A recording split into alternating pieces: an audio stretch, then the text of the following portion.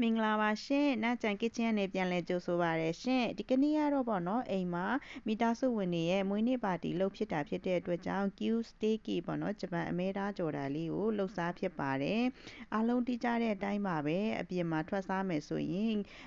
ဂျပန်အမဲသားကအင်မတန်မှကိုစေးပေးရပါတယ်။စားရတာနူးညံ့ပြီးတော့အရန်လဲစားလို့ကောင်းတာမို့ဟိုတယ်ဒီမှာစားမယ်ဆိုရင်တော်တော်လေးကိုစေးကြည့်ပါတယ်။အခုပေါ့နော်အသားကောင်းကောင်းလေးဝယ်ပြီးတော့ကိုယ့်အိမ်မှာအလွယ်တကူကြော်စားလို့ရတဲ့နည်းလေးကိုအားလုံးကိုမျှဝေပေးချင်ပါတယ်ရှင်။အသားဝယ်တဲ့အခါမှာအစီပါတဲ့အပိုင်းလေးတွေကိုရွေးပြီးတော့ဝယ်ပါ။ကဲဒီနေ့အတွက်နောက်ဆုံးတမိတ်ပေါ့နော် Q steak ပါ Q steak ဂျပန်လို steak ပေါ့နော် steak ပြည်တွင်းဖြစ်အမဲသားပေါ့နော်ပြည်တွင်းဖြစ်အမဲသားကိုအသုံးပြုတဲ့steak ပါဂျပန်မှာတော့နာမည်ကြီးတာပေါ့နော် steak ဆိုတာမှာဒီဟာဆိုရင်329 gram ကို2625 yen ပေါ့နော်ဒါကတော့ရိုးရိုးတာမှန်အမဲသားပေါ့တကယ်ကောင်းတဲ့အမဲသားတွေဆိုရင်100 gram ကို2000နီးပါးလောက်ပေးရတယ်300 gram ဆိုရင်6000ကျော်ဆိုရင်ပမာငွေ3သိန်းနီးပါးလောက်ရှိအရန်ကောင်းတဲ့အသားတွေကတော့ဝယ်မကျွေးနိုင်ဘူးဒီလောက်နဲ့ပဲကျင်တတ်တော့ဒီဒါကလည်းဒီဟာလေးလဲစားလို့ကောင်းတယ်သူကတာမှန်ပေါ့နော်ဒီအသားပေါ့နော်ဒီအသားပေါ့စတေးကီနီကူပါအမဲသားကတော့လေဖြစ်နိုင်မယ်ဆိုရင်ဂျပန်အမဲသားကိုပဲသုံးစေချင်ပါတယ်ဂျပန်အမဲသားအနည်းငယ်စေးကြည့်တယ်ဆိုရင်စားရတာအရန်ကောင်းပြီးတော့တော်တော်လေးကိုနူးညံ့ပါတယ်အစီအပိုင်းလေးတွေနည်းနည်းဖယ်မယ်အစီတွေအရန်များရင်လည်းအဆင်မပြေဘူးကဲဒီဖက်ပိုင်းကလည်းအစီပိုင်းလေးတွေဖယ်မယ်ဒီမှာလည်းအရွတ်လေးတွေပါနေတာဖြစ်တဲ့အတွက်ကြောင့်ဒီအရွတ်လေးတွေပါနေတဲ့အပိုင်းလေးလည်းဖယ်မယ်နော်အမလီအကုန်ဖယ်လိုက်တော့ပါကြမှာလဲဆိုတော့ဒီဟာလေးပဲကြံပါတယ်ရှင်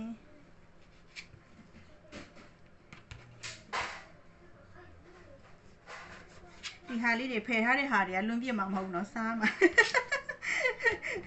ဒီလောက်စေးကြည့်တဲ့ဟာဆိုမပြည့်ရပါဘူးကဲဒီဟာကိုစားလေးနည်းနည်းဖြူပေးပါမယ်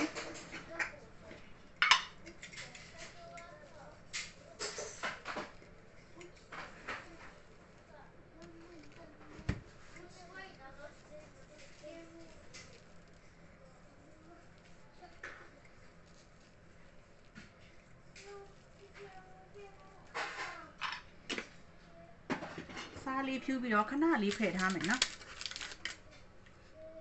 ခဏလေးဖယ်ထားမယ်ဒီဟာလေးအရင်လုပ်မယ်ဒီပေးနားမှာကြော်တဲ့အာလူးပါအာလူးအတစ်เนาะအာလူးအတစ်ဆိုရင်အရန်စားလို့ကောင်းပါတယ်ဒီအာလူးကိုအနေသူ့ရဲ့ဒီအစီလေးနဲ့ကြော်မှာဖြစ်တဲ့အတွက်ကြောင့်အာလူးကိုအစိတ်လေးတွေစိတ်ပြီးတော့အနှဲငယ်ပြုတ်ပေးမယ်เนาะဒီမှာ microwave နဲ့ပဲပြုတ်လိုက်တော့မယ်ဒီဟာကို microwave အာလူးအတစ်ကလေဒီ Q steak လို့ပါတော့နဲ့ဆိုအရန်ကိုလိုက်ဖက်ပါတယ်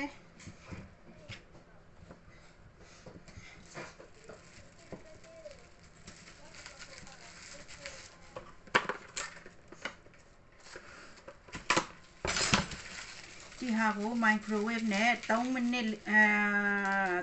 လောက်အပူပေးလိုက်မယ်နော်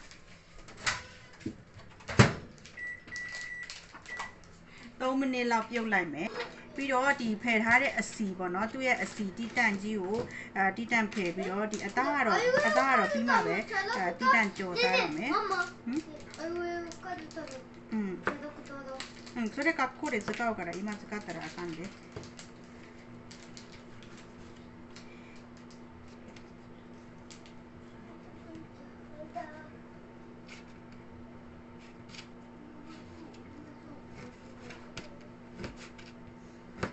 ကဲဒီအသားကတော့နောက်နေ့မှစားမယ်エビって美味しいんやな生とかが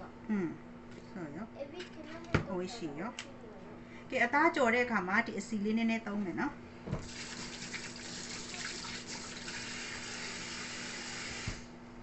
အရင်ဦးဆုံးအိုးအပူပေးပါမယ်အိုးကိုအပူပေးပြီးတော့ဒီအိုးထဲမှာတန်လွင်စီလေးတွေထည့်မယ်နော်ပိုးလေးအနှဲငယ်ပူလာပြီဆိုရင်ဒီထဲမှာတန်လွင်စီလေးအနှဲငယ်ထည့်မယ် ပြီးတော့တန်လွင်စီပေါ်မှာခုနကအမဲစီလေးတွေထည့်မယ်နော်ထည့်ပြီးတော့စီနည်းနည်းထုတ်ပေးမယ်အမဲစီနဲ့အမဲသားကိုကြော်ပါမယ်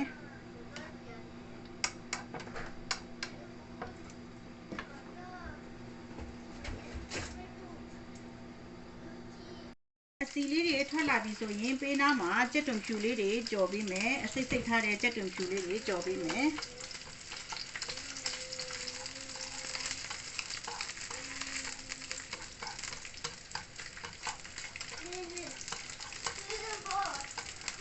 ကျန်တဲ့တခြားမှာခုနက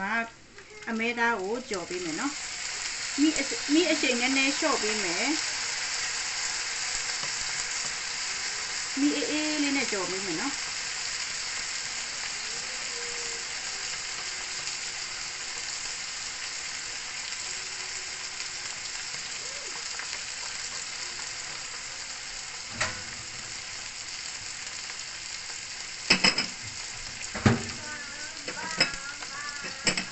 ပြီးတော့လွတ်နေတဲ့နေရာမှာခုနကပြုတ်ထားတဲ့ဒီအာလူးလေးတွေကိုကြော်ပေးပါမယ်ဝေါ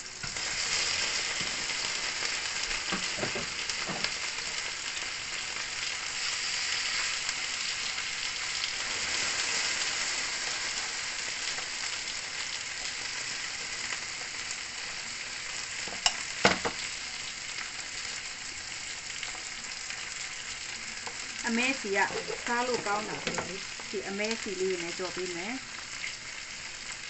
ဒီနေရာမှာစားငရုတ်ကောင်းလေးနည်းနည်းဖြူပေးမယ်နော်အရသာအတွက်စားငရုတ်ကောင်းလေးနည်းနည်းဖြူပေးမယ်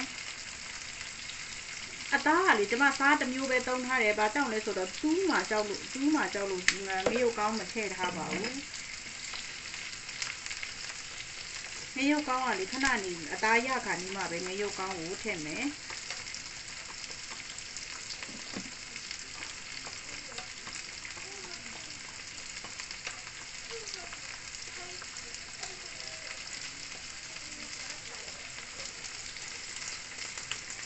အာလူကလေဒီတိုင်းနည်းနည်းလေးပြုတ်ပြီးကြော်လိုက်ခြင်းအဖြစ်အာလူကပြုတ်လေးနဲ့ပေါ့လေအញ្ញမ်းစားလို့ကောင်းတယ်ဒီပါမှာအမဲသားအသေးအကြီးဆုံးနဲ့အရန်စားလို့ကောင်းတယ်ဒီပါလေဒီပါငယ်ငယ်တော့အမဲသားမစားမြန်မာပြည်မှာနေတော့မိဘတွေမစားတော့ဒီရောက်တော့အမဲသားမှမစားရင်ပါစားမှာလေဆိုတော့စားကြည့်တယ်အရန်ကြိုက်တယ်အမဲသားအစားစားရှိနာမည်ကြီးတဲ့အမဲသားတွေဆိုတကယ်ကိုစေးကြီးတယ်ဒီကိုsteakရောဆိုရင်100 gram ကို2000ကျော်အဲ့လိုမျိုးပေါ့နော်ကျမတို့အခုနေတဲ့ data မှာဆိုရင် omi Q ဆိုတာလေးနာမည်ကြီးတယ်အဲ့ဒီ omi Q ဆိုရင်တော့100 gram ကို2000ကျော်လောက်ပေးရတယ်ဒီဟာကအာကြည့်ဝိုင်းဆိုတော့ဒီဟာလေးလည်းစားလို့ကောင်းတယ်ဒါလည်းဒီတွင်းဖြစ်ပဲဒါပေမဲ့ omi Q တို့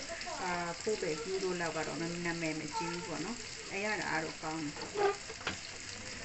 အခုလိုစတေးကြီးမျိုးကိုဂျပန်စားတောက်ဆိုင်ကြီးမှာပေါ့နော်နာမည်ကြီးစားတောက်ဆိုင်ကြီးမှာသွားစားမယ်ဆိုရင်100 gram ကိုရန်3000ဝန်းကျင်လောက်ပေးရပါတယ်ပမာငွေ4000ခွဲဝန်းကျင်ပေါ့နော်အခုဒီ site လောက်ဆိုရင်တသိန်းပါလောက်ကျသွားနိုင်တယ်ပေါ့နော်တော်တော်လေးကြီးပါတယ်ဒါကလေဝရန်တာကနေခူးလာတဲ့ rosemary ပါဒီ rosemary အနက်ကနေအရန်လိုက်တယ် omi Q ဒီ steak ကြီးတို့ပါနဲ့အရန်လိုက်တယ်ဒီဟာလေးနည်းနည်းထည့်ကျော်ပေးမယ်နော်နှစ်ခုလောက်ဆိုရင်ရပါပြီဒီမှာဗရန်ဒါမှာစိုက်ထားတဲ့ဒီအပင်ပေါ့နော်အဲ့ဒီပီဇာတို့ပါတို့ပေါင်မုံတို့ပါတို့ဖုတ်ရင်ဒါလေးကိုခူးပြီးတော့ထည့်တော့အမျိုးသားဒီမြက်ပင်စားလို့ကောင်းလိုက်တယ်ရိုစမာရီကိုမြက်ပင်နဲ့ဒီနေ့ဗရန်ဒါမြက်ပင်ကစားလို့ကောင်းတာမွေးလိုက်တာမီအေးလေးနဲ့ကြော်ပြီးမယ်နော်ဒီအရန်ပြင်းစရာမလိုဘူးအသားကလေအသားကထူရောလေမီအေးလေးနဲ့ပဲကြော်ပေးမယ်အိုးဒီမှာပြောင်လေးလာပြီဆိုမှပဲနောက်ထပ်ဟိုဖက်ချမ်းဒီဖက်ချမ်းလေးနံပေးမယ်နော်ဒါမှအယောင်လှလေးရမှာပါခဏချက်တဲ့အရန်များနေတော့ရှင်းပြနေလူကမောနေ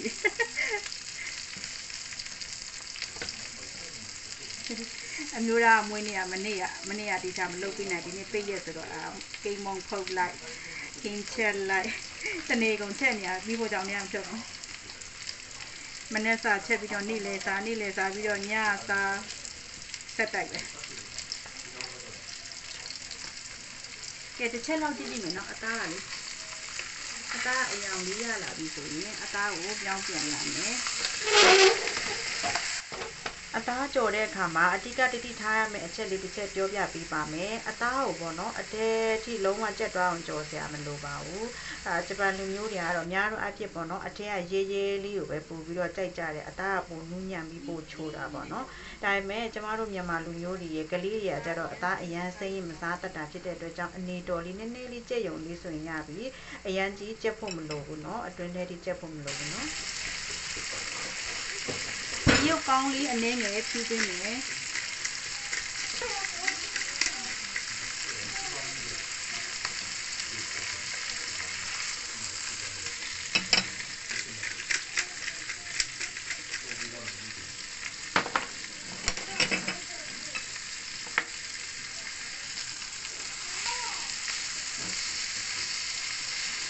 ကဲမီလေးနဲ့နောက်ထပ်အခုကြော်နေအခုဒီမှာလုပ်နေ9မိနစ်ကျော်လောက်ရှိပြီဆိုတော့နောက်ထပ်နည်းနည်းလေးထပ်ကြော်ပြီးမယ်နော်အသားလေးနောက်ထပ်နည်းနည်းလေးထပ်ပြီးတော့ကြော်ပြီးမယ်အာလူတွေအယောင်လာတယ်မှာဒီအာလူကလေအမဲစီနဲ့ဒီအမဲသားထွက်လာတဲ့စီနဲ့ကြော်ထားတော့လေတော်လေးအရတာရှိအရန်လိုက်ဆက်တယ်ပြီးတော့အာလူကလည်းအာလူအတစ်ဆိုတော့လေတော်လေးကိုအရတာရှိတယ်ပြီးတော့လေကြက်သွန်ဖြူကြော်အနံ့ရဲ့ဒီ loss မှာဒီအနံ့လေးကလေဒီအာလူကြော်နဲ့ဒီsteak ပေါ့နော်ဒီအသားကြော်နဲ့ကလေအရန်ကိုလိုက်ဖက်ပါတယ်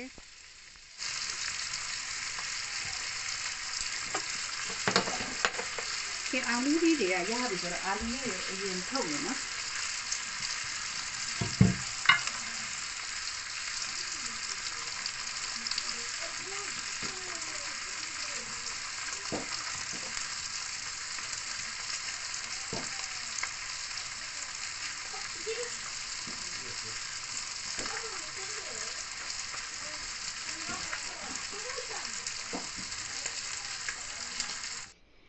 အသားကလေဟိုဘက်ဒီဘက်အပြင်လွာလေးပဲကြက်အောင်ချက်ထားတာပါအသားကနည်းနည်းထူတော့အတွင်းပိုင်းနဲ့အထိမကြက်ပါဘူးအတွင်းပိုင်းနဲ့အထိကြက်အောင်ချက်စရာမလိုဘူးပေါ့နော်အတွင်းပိုင်းကနည်းနည်းလေးအသားစိမ့်ပုံစံမျိုးနည်းနည်းရဲနေတဲ့ပုံစံလေး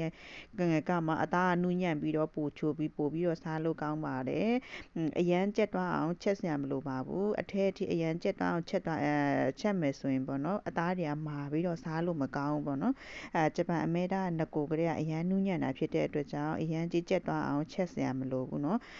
အရန်ကြီးကြက်အောင်ချက်ရင်လုံးဝစားမကောင်းပါဘူးအဲ့ဒါအထဲမှာမကြက်တစ်ကြက်လေးနည်းနည်းစိမ့်လေးပါနေမှာပဲစားလို့ကောင်းပါတယ်เนาะကဲဒီအစီကိုလေတဝက်လောက်ဖယ်ပြီးတော့တဝက်လောက်ပဲယူပြီးတော့ဒီအစီပေါ့နော်ဒီအစီလေးတွေနဲ့ဒီအစီကလည်းလေချိုတဲ့အရင်ဆိုတော့လေအစီတဝက်လောက်ပဲယူမယ်တဝက်လောက်တော့ဖယ်ပြမယ်နော်なんであれやってんの？なんでこれやってんの？これね、醤油作るから、タレ作るから。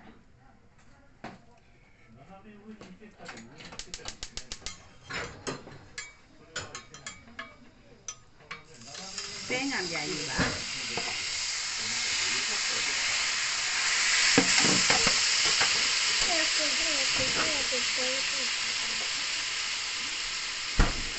これ何？ပိတ်လိုက်ပြီနော်တဲငံပြန်ပြီးထောပတ်ママこれ何？これお皿この黒いねえねえママ黒いのは何？黒いのは何？黒いの？မီးကတော့ပိတ်လိုက်ပြီနော်ထောပတ်ရဲ့တဲငံပြန်ရဲ့ထွေးလုပ်မယ်နော်ရှာလိုက်ထည့်မယ်ရှာလကိုင်းငယ်ထည့်မယ်အော်ထည့်တာနည်းနည်းလိုက်ママこの黒いの何？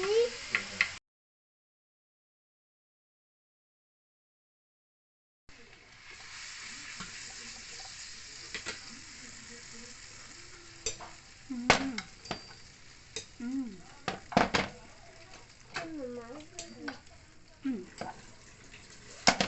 เนาะအချင်းကြီးเนาะ